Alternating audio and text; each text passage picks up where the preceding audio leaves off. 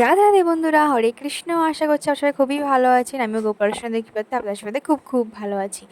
দিনটা শুরু হয়েছিল যখন আমি ঘুম থেকে উঠে দেখি সবাই মিলে এখানে মাছ ধরছে।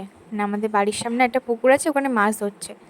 তো সেদিন ছিল আমাদের পাড়াতে পাঁচু গোষ্ঠীর মেলা। আর এই দেখো বন্ধুরা, আমাদের শেরু দুষ্টুমি করছে। দেখো, এই বাড়িটাকে সোজা করবে, সোজা করতেই পারছে না। সোজা করার চেষ্টা করছে কিন্তু করতে পারছে না। আর দেখো বন্ধুরা, আমাদের মেলাতে এসে দেখি অনেকগুলো দোকান বসেছে। আর এতটা ভালো লাগছে, এই দিনটা কি বলবো, সারা বছরে এই দিনটার জন্য অনেক দিন ধরে অপেক্ষা করে থাকি। আর তোমরা দেখতেই পাচ্ছ প্যান্ডেল হয়েছে, কারণ গাজন গান হবে। আর অনেকগুলো দোকান বসেছে। আরও রাতের বেলা দোকানগুলো বসবে। আর সামনে হচ্ছে একটা কীর্তনের আয়োজন করা হয়েছে, যেখানে ভগবানকে প্রতিষ্ঠা করে পুজো করা হবে। এটা প্রত্যেক বছরের হয়। আর এই মেলাটা প্রায় 100 বছরেরও পুরনো। আমাদের পাড়াতেই মেলাটা হয়, আর ভীষণ সুন্দর মেলাটা হয়। আগে এখানে ঘোড়াছুট হতো।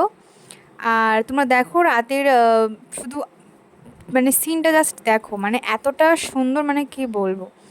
আগে এখানে ঘোড়াছুটটা হতো, কিন্তু এখানে চাষ টাস করার সমস্যার জন্য ঘোড়া সেভাবে আর ছুটটা হয় না। কিন্তু মেলাটা আজও হচ্ছে, প্রায় 7 বছর হচ্ছে ঘোড়াছুটটা হচ্ছে না।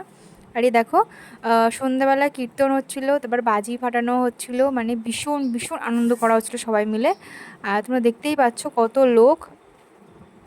আরও যত রাত বাড়বে তত আরও বেশি লোক হবে।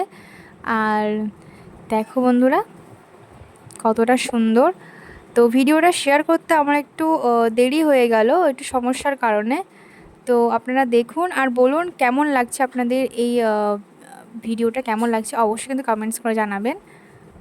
তো দেখো, পুজো হচ্ছিল, তো সবাই মিলে কীর্তন করে চারিদিকে ঘুরছিল। আর দেখো, আর মেলাতে এত দোকান বসেছে, কি বলবো, খুবই ভালো লাগছিল দোকানগুলোতে। সব কথা আমি ভিজিট করেছিলাম। তারপর গোপাল সোনাদের জন্য কিছু কিছু জিনিসও কিনেছি আমি এখান থেকে। আর রাতের বেলা হবে গাজন গান, একটা দুটো ডান্স হবে, ছোটো ছোটো বাচ্চারা ডান্স করবে, তারপরে এখানে গাজন গান হবে। তো আজকের এই ভিডিওটা আপনাদের কেমন লাগলো, আর কিছু কিছু ছবি আমি আপনাদের শেয়ার করছি আজকে এইটুকু। রাধে রাধে বন্ধুরা।